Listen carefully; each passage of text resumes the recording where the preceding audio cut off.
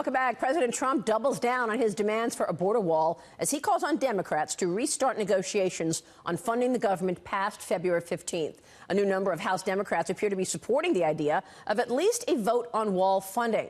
One of them joins me right now, Utah Democratic Congressman Ben McAdams. He's a member of the House Financial Services Committee and the Blue Dog Coalition. Congressman, it's nice to have you on the program this morning. Thanks so much for being here. Thank you, Maria. Good to be with you. So you were among 30 House Democrats who sent Nancy Pelosi a letter urging her to give Trump a vote on the wall funding. Tell me what you think would come out of that vote. You know, first and foremost, what the purpose of that letter was to say that the shutdown is doing no good for anybody. We're harming the U.S. economy. We're risking a recession. We're harming the federal employees who are just working to put food on the table. And let's open the government. There are processes in the Congress, in our government, laid out by the founders to have debates like this. That's what Congress is intended to do. So let's open the government, and then let's have this negotiation. The president has a proposal that should be heard in the Congress. We should debate it. Then we should work to build common ground and try and move forward a solution on border security, on immigration reform, and let's go through the proper channels of the Congress that are built and intended to have this exact conversation. But let's not do it in the context of a shutdown that harms the American people, that harms our economy, and risks the pocketbooks of every American. What I'm trying to better understand is really the makeup of the new Congress, because of course we know that there's a pocket of Democrats who just want the president out.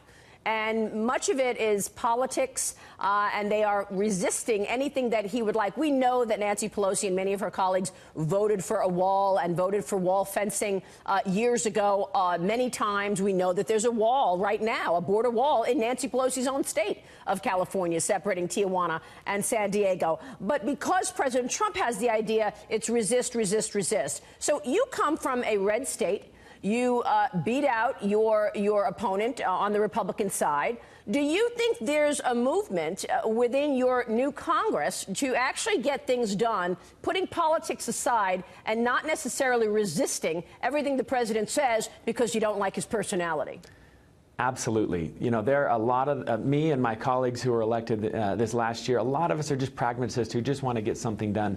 Before I was elected to Congress, I was a mayor. And mayors just have this attitude of, okay, what can we do to move forward, to solve the problem? As a Democrat in a very red state, I never got anything done unless I could reach out and build bridges across the aisle. So as long as the debate is focused on, you know, as long as we're defining a win is meaning somebody else loses, we're never going to have consensus. So we've got to find that win-win. And I don't know at this time what the that win-win looks like, but we have to find it. And I know that a lot of my freshman colleagues are moderates who want to find that win-win. That probably we should look at some things to address immigration reform, and Dreamers, I think, is something important, permanent protections for Dreamers, but also border security. As a mayor, I saw illegal drugs and the impacts of that in my city, and I want to do more to stop the flow of illegal drugs into the country. So I think there's a lot of common ground, and I think the way to approach this, and the way that I would approach it if I was mayor, is to say, you know, there's a conversation, a debate about wall or no wall. Let's step back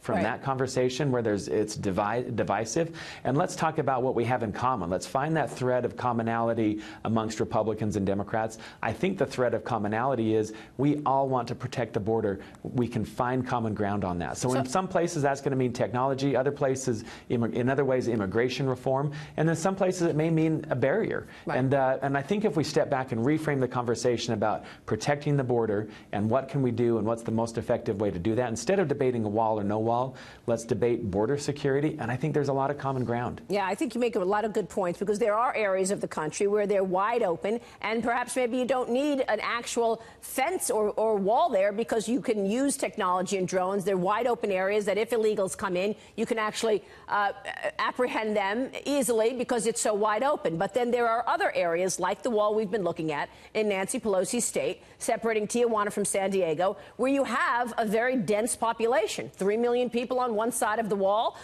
in Tijuana, another 3 million people on the other side of the wall in San Diego. So what is your thoughts in terms of how much is needed for actual barrier on the southern border? And will you vote yes for wall creation and more wall extension of what we're seeing in this picture?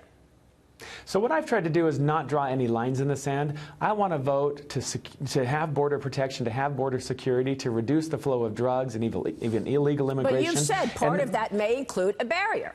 Sure, I wouldn't rule out barriers in places where it's appropriate. I think that's acceptable. But let's have this conversation in the context of committee hearings at the Congress with the goal of finding common ground. I also think one of the things we can do to protect the border is to reduce illegal immigration by fixing a broken immigration system. If we can make sure that those good people who are just looking for a job, our economy is asking to bring in workers, let's make it easier for them to immigrate legally, so they're not tempted to cross the border illegally. Sir, do you feel I think like part of the border protection strategy has to be fixing a broken immigration system, our laws. Do you feel that you have a voice? I mean, I know that you did not support Nancy Pelosi's bid to become the Speaker for a second time. Do you feel like you're being listened to? Will you have the influence with these practical ideas that you're putting forth? I think so. I mean, we're just getting up and going as a Congress right now. I've been pleasantly surprised at people both on the Republican side and even more progressive on the Democratic side who I felt that my voice is welcome. Let's hope that as we go into this negotiation, people can allow all voices to be at the table. Some of the pragmatists can, on both sides of the aisle again, can really push for common ground and trying to find that solution that will really garner a majority of support in Congress and help us to reopen the border. Yeah. I'm somebody who, we're going to have disagreements from time to time, but once one disagreement's behind us, we move to the next issue, we try and find common ground, and we don't carry baggage forward from debate to debate. And that's how I'd go into this, is saying, look, we've got that behind us. Let's move forward and find common ground. There are other disagreements that are also radical on the economic side of things. You're on the Financial Services Committee. What are your thoughts on Elizabeth Warren's idea to confiscate income, to put a tax on overall assets and wealth, or Alexandria Ocasio's idea of having a 70% tax rate for the top earners? Well, I think I've jokingly said before, if people think that there are only two political parties in this country, watch the Financial Services Committee over the next several years. You're going to see a broad array of people across the political spectrum. You're going to see someone on the more progressive side, like Representative Ocasio-Cortez, myself, who's a moderate, a centrist that believes in the power of business and markets, properly regulated, of course, to make sure that there are protections for consumers and individuals. That the power of markets can really do a lot of good, and has done a lot of good in this country. Will that force high earners to hide income where you won't get the revenue anyway? Will it change behavior in terms of philanthropy? What do you think that does to an economy if you see those kinds of tax rates, 70% and a tax on assets and wealth? I'm not convinced that a 70% tax rate is the way to go. Anytime you have, tax policy drives behavior, and so that's not a direction I think we should go in as a country. We should look, what behavior are we trying to drive, and what is good for the American economy and good for the American people. Congressman, you make a lot of good points. We so appreciate your time this morning. Thank you, sir. Thank you, Maria. Congressman Ben McAdams there.